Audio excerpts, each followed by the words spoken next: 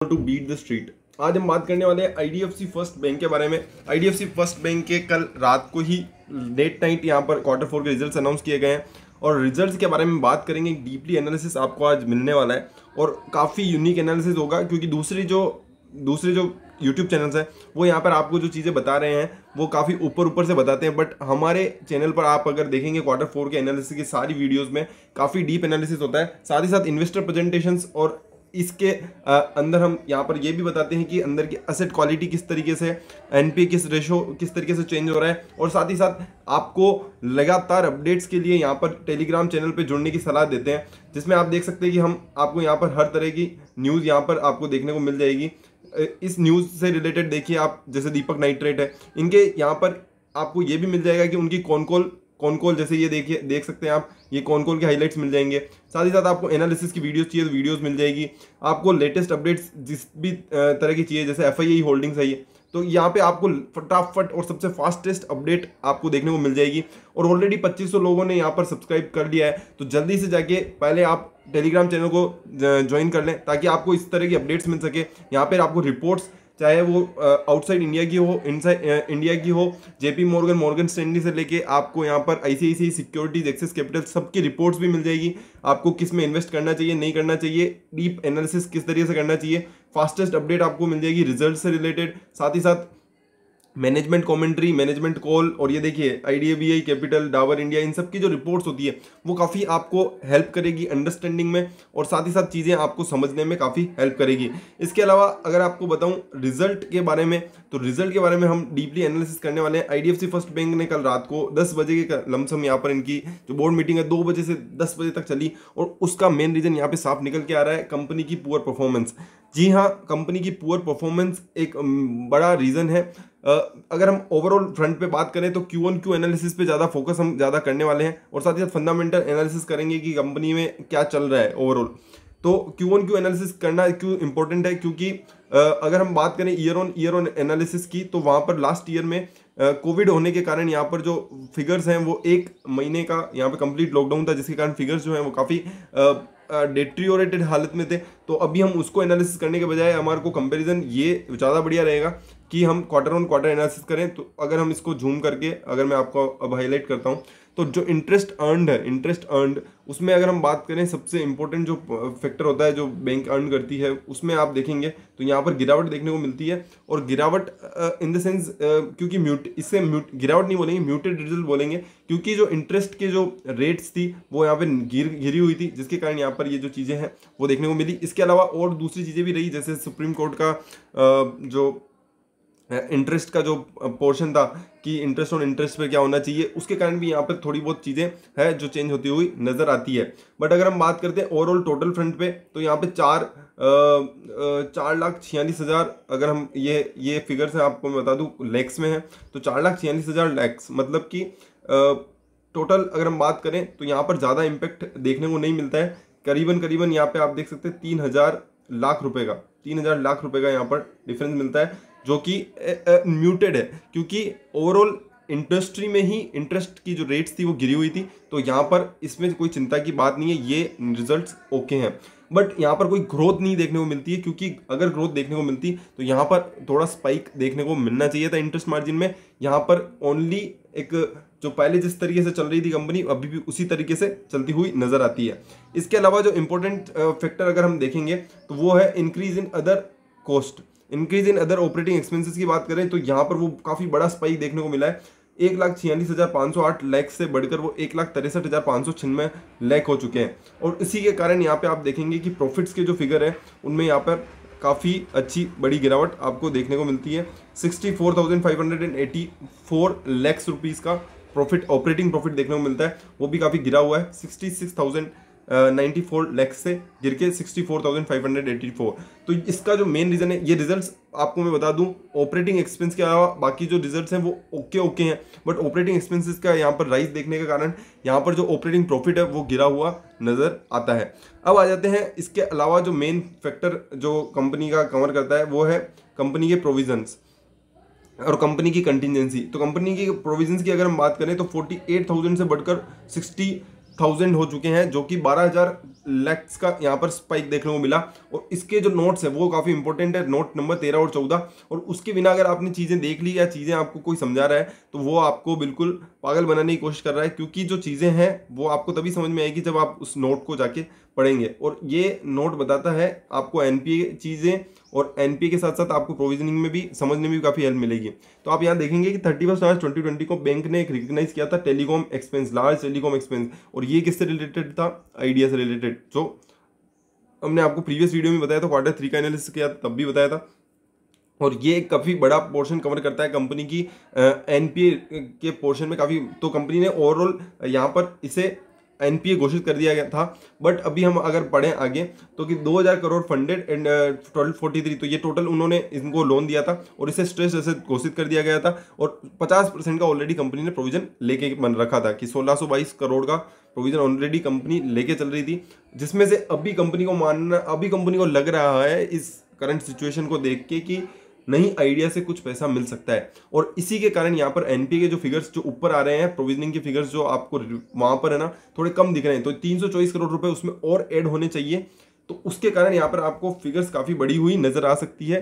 But company ने उसे reversal कर दिया है, जिसके कारण कंपनी की जो कंपनी ने पहले लोन जो कंपनी ने प्रोविजन प्रोवाइड फॉर किया था उसे कंपनी ने और रिवर्स कर दिया है। और उसके बाद यहाँ पर कंपनी के जो फिगर्स हैं वो यहाँ पर थोड़े से अभी भी खराब ही हैं, बट स्टिल कंपनी के फिगर्स थोड़े से नॉर्मलाइज होते हुए नजर आ रहे हैं। अगर आप देखेंगे तो मैं यहाँ पे आपको और वापस एक बार हाईलाइट करते हैं कि 48,000 लैक्स से तो भी बढ़ा हुआ है, 48,000 लैक्स से बढ़कर 60,000 लैक्स हो चुका है, जिसमें अगर हम 324 करोड़ ये लैक्स में दिया हुआ है, तो अगर हम लैक्स में करेंगे तो 32,400 करोड़ का यहाँ पर 32,400 लाख का आपको यहाँ पर ये होना चाहिए था पॉजिटिव।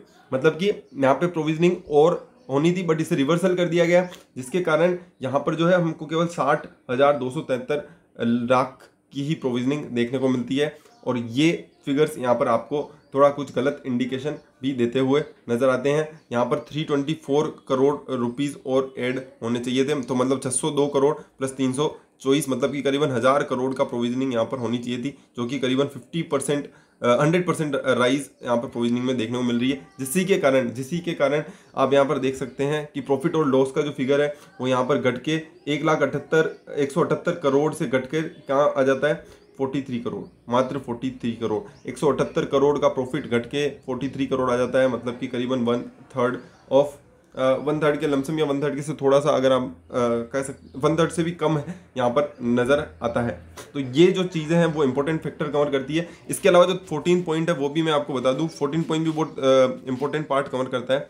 और 14 पॉइंट में अगर हम बात करते हैं तो इन्होंने कभी कहीं भी नाम नहीं दिया है, वो मैं आपको बता दूं कि एक बड़ी एनबीएफसी जिसका नाम है DHFL, उनका भी यहाँ पर उनसे भी यहाँ पर इनकी डीलिंग थी, और उसी के कारण इन्होंने इनके जो गोल्ड बॉन्ड जो बॉन्ड थे, जो DHFL से रिलेटेड जो बॉन्ड थे, उनका जो लॉस है वो रियलाइज कर लिया है और 573 करोड़ रुपीस को अदर इनकम से एडजस्ट जाके किया है। तो वहां पर जो अदर इनकम से जो एडजस्टमेंट आया है तो वो भी आपको यहाँ पर देखना इंपॉर्टेंट है। और साथ ही साथ इन्होंने प्रोविजनिंग क्रिएट की है 572 करोड़ की प्रोविजनिंग कंटिजेंसी इसके नाम पे, तो ये 572 करोड़ भी वहां पर इंक्लूडेड है। तो ये आप चीजें देखना बहुत जरूरी है, क्योंकि प्रोविजनिंग में क्या क्या चीजें आ रही है। अब देखो ये DHFL वाला जो पार्ट है वो आपको दूसरे चैनल्स नहीं बताएंगे, इसलिए मैं आपको बता रहा हूँ कि चैनल को सब्सक्राइब करके रखें इसी तरह की डिटेल्ड और क्लियर टू क्लियर अंडरस्टैंडिंग वाली वीडियोस को देखने के लिए।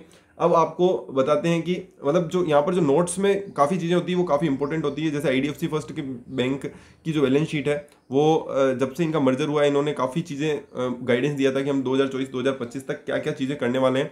तो वो चीज़ों को देखना काफ़ी इंपॉर्टेंट है कि वो चीज़ें असली में हो रही है या नहीं हो रही है। और इसके साथ साथ ही ये प्रोविजनिंग और इन सब चीज़ों में क्या होता है ना कि चीज़ों को डीपली समझना जरूरी है। बाकी आपको अगर आप टोटल फिगर देखेंगे EPS में जाएंगे तो EPS तो आपको बराबर ही दिख रहा है 0.23 से 0.23, बट उसके पीछे की जो गणित है वो आपको समझना जरूरी होगा, क्योंकि इन्होंने यहाँ पर क्या किया है डेफर्ड टैक्स का यहाँ पर जो टैक्स एक्सपेंस है ना, जो अकाउंट जो इनके जो एडजस्टमेंट होते हैं कि अगर हमको आगे आने वाले समय में यहाँ पर प्रॉफिट होगा तो हम हमारे जो पहले के लॉसेज है उन्हें एडजस्ट करेंगे। तो उसके कारण जो यहाँ पर जो फिगर्स आ रहा है ना वो आप देख सकते हैं 127 करोड़ का प्रॉफिट, यहाँ पर profit from ordinary activities after tax आ रहा है, और 129 करोड़ का, तो यहाँ पे कोई ज़्यादा इंपैक्ट नहीं पड़ा। बट ओवरऑल अगर हम देखेंगे तो कंपनी की जो बैलेंस शीट है, वो यहाँ पे कंपनी की जो पीएनएल है या बैलेंस शीट आप बोल सकते हैं, वो यहाँ पर डेट्रियोरेट है, ग्रोथ नहीं दिख रही है यहाँ पर मेरे।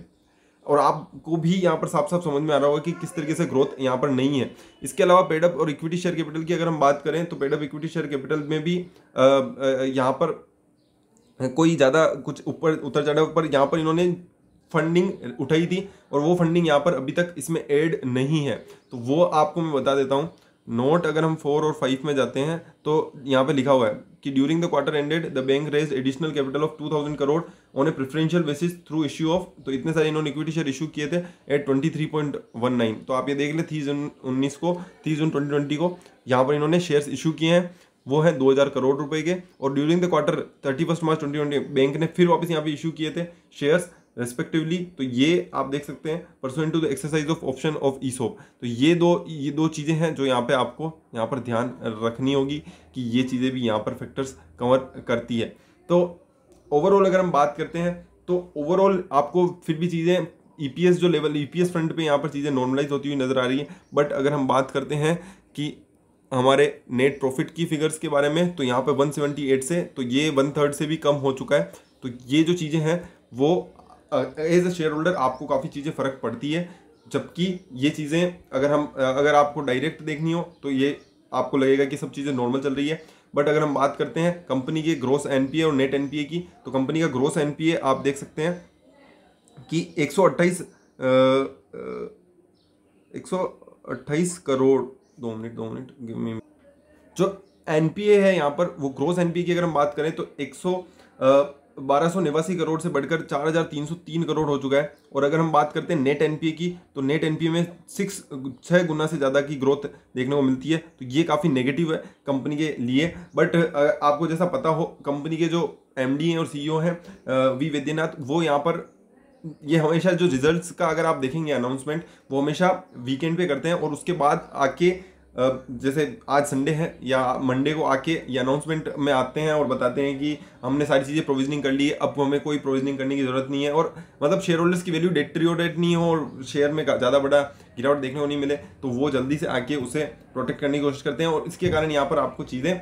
थोड़ी सी आपको चीज़ें शेयर प्राइस में इतना इंपैक्ट देखने को नहीं मिलेगा। बट ओवरऑल अगर हम देखेंगे तो यहाँ पर जिस तरीके की बैलेंस शीट है, जिस तरीके की पीएनएल निकल के आया है, वो यहाँ पर काफ़ी संदेहजनक है।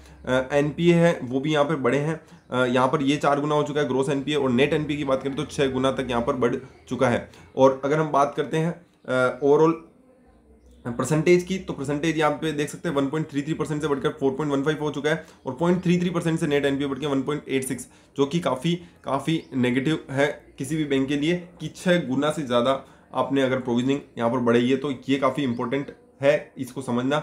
और अब हम चलते हैं कंपनी की इन्वेस्टर प्रेजेंटेशन से रिलेटेड बात करने।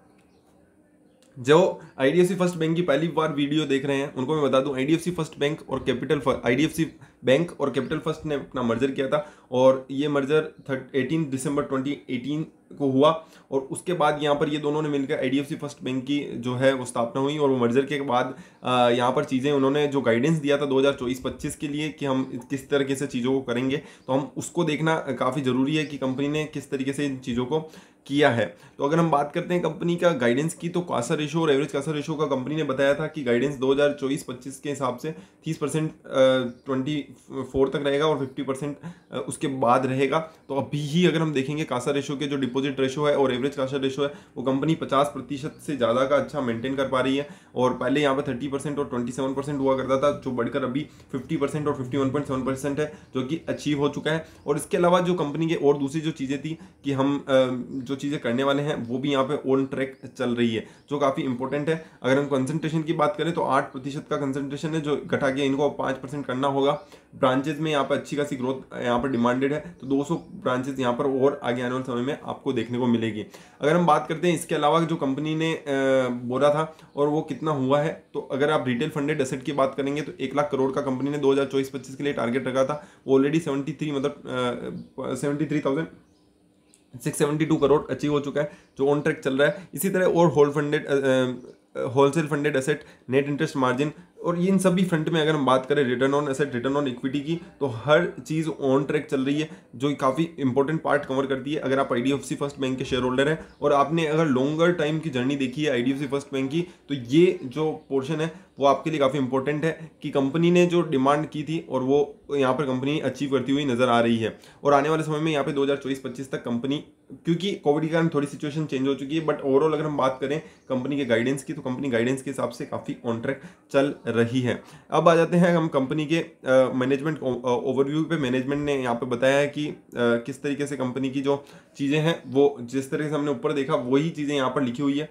तो अगर हम strong growth in core earning की बात करें तो नेट इंटरेस्ट मार्जिन, अगर हम full year the total net interest margin increased by 21%, जो कि काफ़ी इंपॉर्टेंट पार्ट कवर करता है, जहाँ पे दूसरी कंपनीज के जो इंटरेस्ट मार्जिन है वो कहाँ पे गिरते हुए नजर आए, वहाँ पर यहाँ पर 21% की ग्रोथ देखने को मिलती है। और 7,380 करोड़ का यहाँ पर नेट इंटरेस्ट इनकम रिकॉग्नाइज किया गया। फाइनेंशियल ईयर 20 में 6,776 था, जो 21% के यहाँ लमसम यहाँ पे ग्रोथ देखने को मिलती है।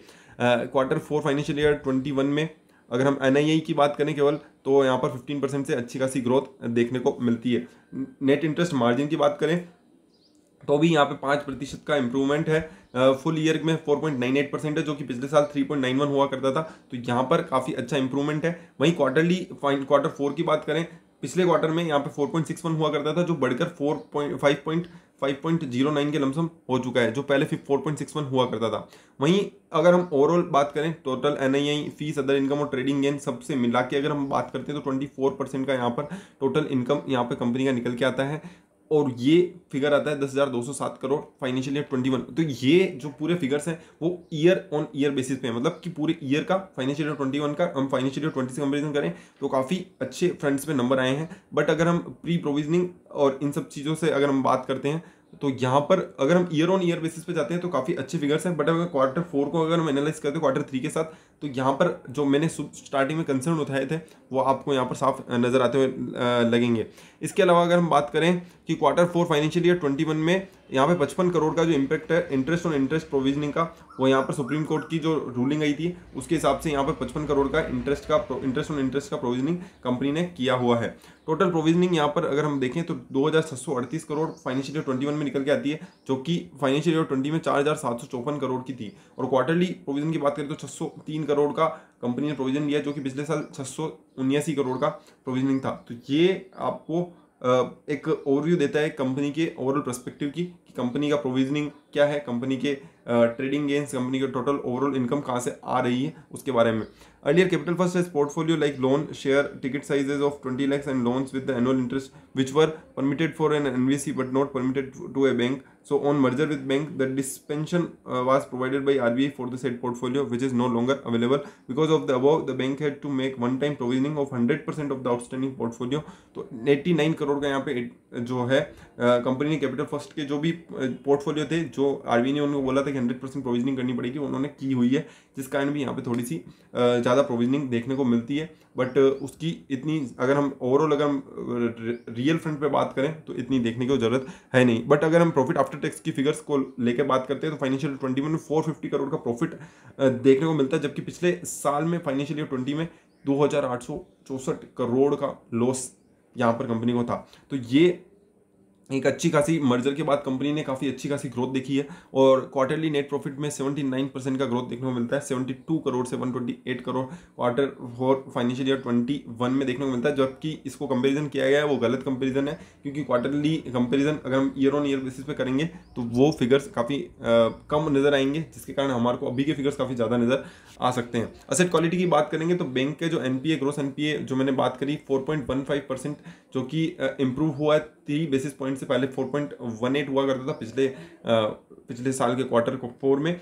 एनपीए, नेट एनपीए की बात करें तो भी यहाँ पे 18 बेसिस पॉइंट से इंप्रूव है, 2.04 से 1.86 रह चुका है, तो ये भी काफ़ी अच्छा है। बट इन दोनों चीज़ों में जो सबसे बड़ी कैटेगरी है वो मेरे को लगती है कि वो जो रिवर्सल ऑफ द आइडिया का जो रिवर्सल हुआ है वो यहाँ पर जो है वो काफ़ी बड़ा फैक्टर कवर करता है। अगर वो नहीं होता तो यहाँ पर जो फिगर्स हैं वो काफ़ी नेगेटिव नज़र आते, और इन्होंने उसका जो 324 करोड़ का जो रिवर्सल लिया है उसके कारण यहाँ पर जो क्वालिटी है वो थोड़ी सी आपको बेहतर नज़र आ रही है, बट असली में वैसा है नहीं, क्योंकि आइडिया में अभी तक फंड रेजिंग प्लान्स हुए नहीं है। और आपको भी और मुझे भी अगर जो देखकर लगता है कि जब तक यार फंड रेजिंग प्लान्स अभी तक पार पर नहीं आ जाते, तब तक यहाँ पर रिवर्सल लेना एक अच्छा ऑप्शन है नहीं। तो लेट्स सी आगे क्या होता है। बट ओवरऑल अगर हम बात करें तो कंपनी के ग्रोथ की अगर हम बात करते हैं तो वहाँ पर ग्रोथ दिखती हुई नज़र नहीं आती है। रिटेल एसेट का ग्रोस एनपी की बात करें तो 13 बेसिस पॉइंट से यहाँ पर इंक्रीज हुआ है to 4.01%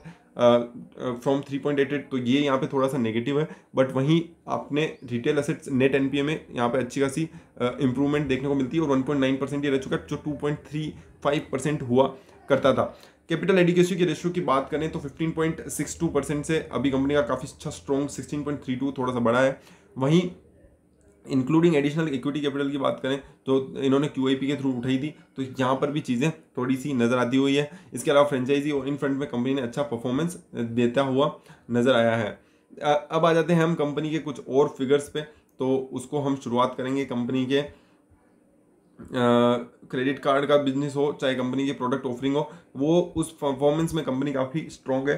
core deposits, other deposits और टोटल अगर हम कस्टमर डिपॉजिट की बात करें तो हर फ्रंट पे कंपनी का जो कासा रेशो है वो भी यहाँ पे इम्प्रूवमेंट देखने को मिलता है। और इसके अलावा कंपनी की जो मेन फोकस है वो है कंपनी की, अभी अगर आप देखेंगे कोर डिपॉजिट जो कि रिटेल कासा है और रिटेल टर्म डिपॉजिट वो 20% से अभी बढ़कर अगर आप देखेंगे तो वो यहाँ पे काफ़ी आगे निकल चुकी है। और वो यहाँ पर आपको देखते हुए नजर आएगी कि मार्च 18 में 28,370 करोड़, वो अभी बढ़कर करीबन मार्च 18 से मार्च 21 में 30,000 से लगभग 90, मतलब आप देख सकते हैं 2.5 से 2.25 गुना यहाँ पर बढ़ चुकी है। और जो उसका जो मेन जो पहले पोर्शन हुआ करता था वो अदर डिपॉजिट्स का मेन हुआ करता था, जो अब बढ़कर कोर डिपॉजिट्स पे आ चुका है। रिटेल कासा और रिटेल टर्म डिपॉजिट पे कंपनी का 77% फोकस यहाँ पर नजर आता है, जो एक पॉजिटिव चीज़ है। मर्जर के बाद अगर हम देखेंगे तो कंपनी ने अच्छा परफॉर्मेंस दिया है, ऐसी बात नहीं है कि कंपनी ने जो बोला था वो ऐसा नहीं कर पा रही। कंपनी काफ़ी हद तक उससे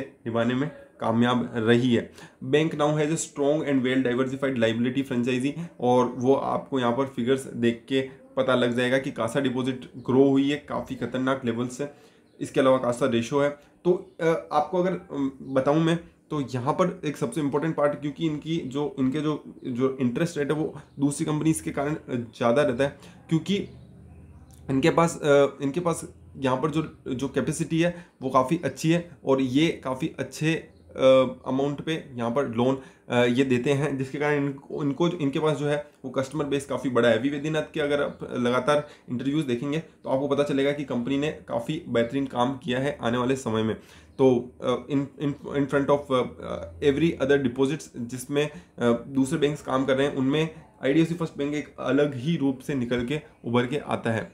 ये सारी चीज़ें हैं जो कंपनी को एक अनोखा प्लेटफॉर्म पे खड़ा करती है, और इसी कारण जो कासा डिपॉजिट का रेशो है वो लगातार कंपनी का बढ़ता जा रहा है। अभी ही 50% हो चुका है, जबकि कंपनी ने बोला था कि हम आने वाले समय में मतलब फाइनेंशियल ईयर 24 और 2025 में ये करने वाले हैं। इसके अलावा कंपनी के जो रिटेल और जो असेट्स हैं और कंपनी की जो असेट्स क्वालिटी है वो काफ़ी स्ट्रॉन्ग नज़र आती है।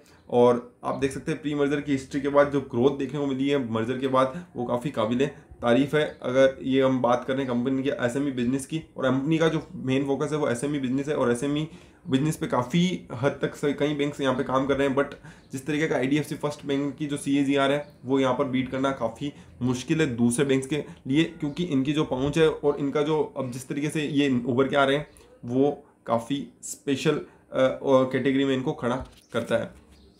अब आ जाते हैं हम कंपनी की असेट क्वालिटी की बात करें तो इंक्रीज़ हुआ है। अगर हम बात करते हैं GNPL तो ये प्रोविजंस यहाँ पर आप देखेंगे 303 करोड़ से बड़े हैं।